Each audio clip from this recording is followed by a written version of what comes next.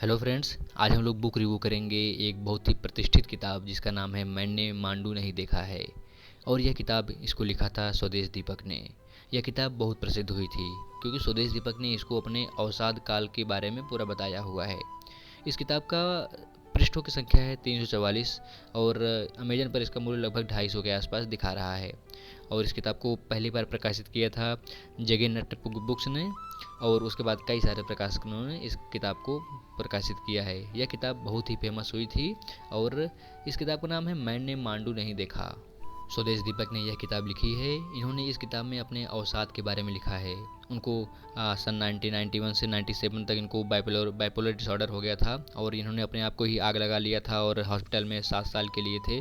तो बहुत सारी घटनाएं उनके जीवन की थी। उन्होंने उस समय में उनके साथ क्या क्या घटनाएं कैसे कैसे घटी थी, उन्होंने क्या क्या झेला था, इस किताब में वो दिखाया गया है, वो बताया गया है।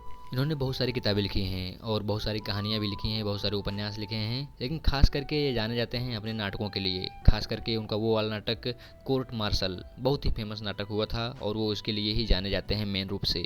लेकिन इनका दुखद अंत हुआ था। एक दिन, ये सन 2001 की बात है, ये अचानक से घर से बाहर निकलने टहलने के लिए और वे कहाँ खो गए किसी को पता ही नहीं चला।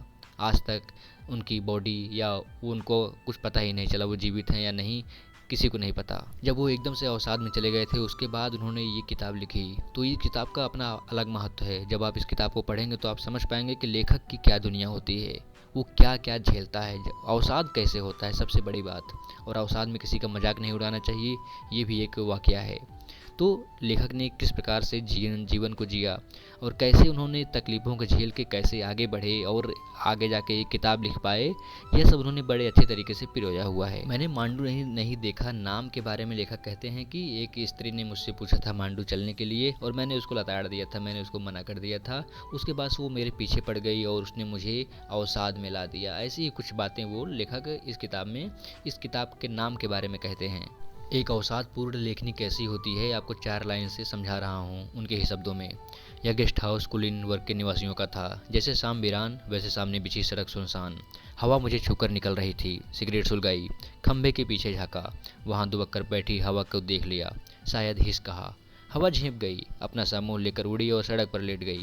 लेकिन जाते जाते मेरी तीखी नाक पर तीखी चिकोटी काट गई। हवा की यह शरारत मुझे कतई बुरी नहीं लगी क्योंकि हवा पढ़ नहीं सकती, मेरी पुरानी प्रिया जो ठहरी। ऐसे ही लेखक ने अवसाद की बातें बड़े ही रोचक ढंग से, बड़े ही एकदम से ठहर कर उसको लिखा है। कोई सोच भी नहीं सकता कि इतने मानसिक बीमारी के बाद एक आदमी इतनी अच्छी लेखनी कर सकता है। हर पेज में आपको कुछ न कुछ अच्छा दिख जाएगा। लेकिन कोई इंसान किसी इंसान की अवसाद की बातें कब तक पढ़ता रहेगा, क्योंकि किताब थोड़ी सी मोटी है। आप समझेंगे 344 पेज की किताब है और इसमें लेखक ने अपने भविष्य, प्रेजेंट और पास्ट के माध्यम से पूरे कहानी को पिरोया हुआ है। एक टाइम तक तो हमको अच्छा लगता है किताब, चलो ठीक है, अच्छा खासा पढ़ने को मिल रहा है, मज़ा आ रहा है। लेकिन अवसाद अवसाद अवसाद, कोई रस नहीं था। एक टाइम तक पढ़ने के बाद धीरे धीरे हमको यह उबाऊ लगने लगता है क्योंकि वही चीज़ें बार बार रिपीट हो रही थी। लेकिन लेखक कोई कमी नहीं छोड़ते हैं, अपनी पूरी कोशिश करते हैं कि ऐसी चीज़ों को गिरफ्त में रखा जाए। क्योंकि अपने अवसाद को बताना और उस अवसाद को कोई पढ़ना, तो ये बड़ा कठिन मालूम पड़ता है। लेकिन तब भी यह किताब बड़ी फेमस हुई। लेकिन कोई अगर किताब से शुरू करना चाहता है कि इसी किताब से शुरू करना है तो मैं रोकूंगा उसको। बिल्कुल भी इस किताब से शुरू ना करें, हल्की फुल्की कोई किताब उठाएं। यह किताब थोड़ी सी कठिन है, भले इसकी भाषा कठिन ना हो लेकिन इसका रवैया कठिन है। यह अवसाद वाली किताब है, इसमें व्यथा की किताब कहानी है। आप दुखी हो जाओगे पढ़ते हुए। आपको आखिर में समझ में आएगा कि यार ये कैसा जीवन है, तो आप समझोगे। हालांकि इसमें लेखनी अच्छी है, साहित्यिक लेखनी है, बहुत अच्छा है, लेकिन तब भी थोड़ा सा अजीब तो लगेगा ही। तो दोस्तों, आप लोग भी पढ़िए इस किताब को। यह थी किताब के प्रति मेरी राय। हालांकि अब ज़्यादा अच्छी नहीं हो सकती क्योंकि मैंने ज़्यादा किताबें नहीं पढ़ी हैं, अभी शुरू कर रहा हूँ। ज़्यादा अच्छी राय नहीं दे पाऊँगा, मेरा ये बेसिक राय थी। बाकी आपकी क्या राय है आप ज़रूर बताइए कमेंट बॉक्स में। और किताबों की दुनिया में जुड़े रहिए मेरे इस चैनल के माध्यम से। तो मिलते हैं अगले वीडियो में जल्द ही।